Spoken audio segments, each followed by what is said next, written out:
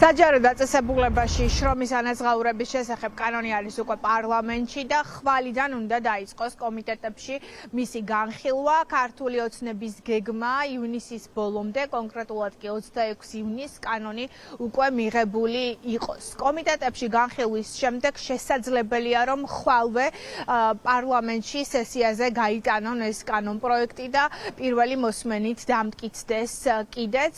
მთავრობის ინიციატივა რომ ამ შემთხვევაში უკვე მინისტრის მოადგილეებისთვის, სახელმწიფო რწმუნებულების მოადგილეებისთვის და მუნიციპალიტეტების მერის მოადგილეებისთვის კვლავ გაჩნდეს შესაძლებლობა პრემია დანამატების გაცემის შესახებ. ბოლო 8 წელია, რაც ამაზე შეზღუდვა მოქმედებდა და თავად ქართულმა ოცნებამ 2018 წლის 1 იანვრიდან ამოქმედა ეს შეზღუდვა და მიიღო კანონი.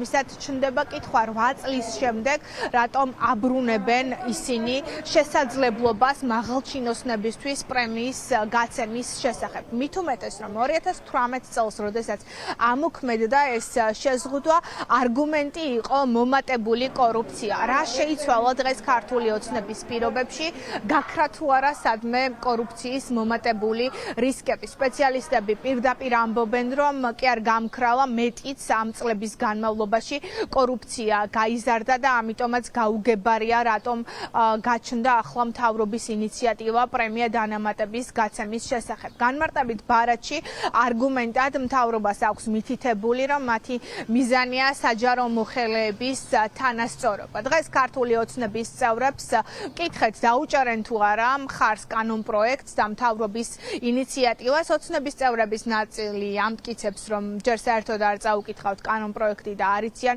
მათ შესახებ. მეორე ნაწილი კი ამბობს, რომ ჯილდო უნდა გაიცეს მინისტრის მოადგილეებზე, რწმუნებულების და მერების მოადგილეებზეც და დამსახურებულად ჩვენ ბუნებრივია გვაქვს კითხვა მაშინ, როდესაც ისედაც მაგალითად მინისტრის მოადგილის ხელფასი არის წლიურად 129,000 ლარი, რატომ იღებენ საჯარო მოხელეები, რატომ ცდილობენ ახალი კანონპროექტის მიღებას, რომ მათ დამატებით პრემია დანამატების მიღების შესაძლებლობაც ჰქონდეთ.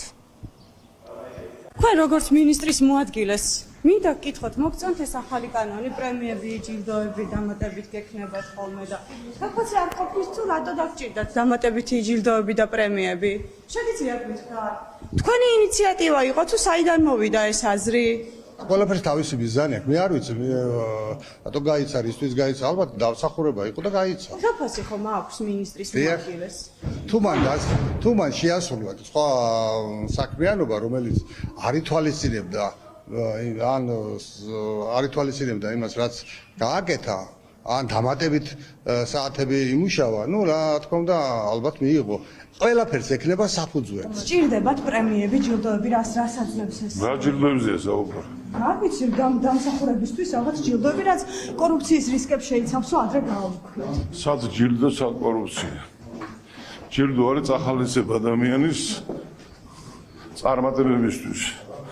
კორუფციას სხვა რაღაცაა და ავით კანონპროექტი ჩვენ მე არ მინახავს ყოველ შემთხვევაში მე მას განხილვას არ დავსწრები ვარ ის რომ საჯარო სექტორში უნდა იყოს მაღალი ხელფასები ეს არის ძალიან მნიშვნელოვანი ჩვენ მხარს დავუჭერთ იმ შემთხვევაში თუ ეს შეეხება ყველა საჯარო მოხელეს და ზოგადად საჯარო სექტორში პრემიების დაბრუნების საკითხს და რაც ყველაზე მთავარი მკაფიოდ უნდა იყოს გაწერილი რის საფუძველზე შეიძლება ადამიანმა მიიღოს პრემია ეს შეეხება ამატებით რაიმე დავალების შესრულებას, ასე ვთქვათ, ამატების სამუშაო დროის გამოყენებას და ასე შემდეგ. დავალოდოთ, როგორც ქართულები დაიწყება, უფრო დეტალური ინფორმაციას მოგეცოთ. 129 ხო და ნახეთ. თქვენ ხო? პრემია და დანამატი. სწორია ეს. კიდე გეუბნებით რა. მე არც პრემია მაქვს, არც დანამატი მაქვს. არ ვიცი.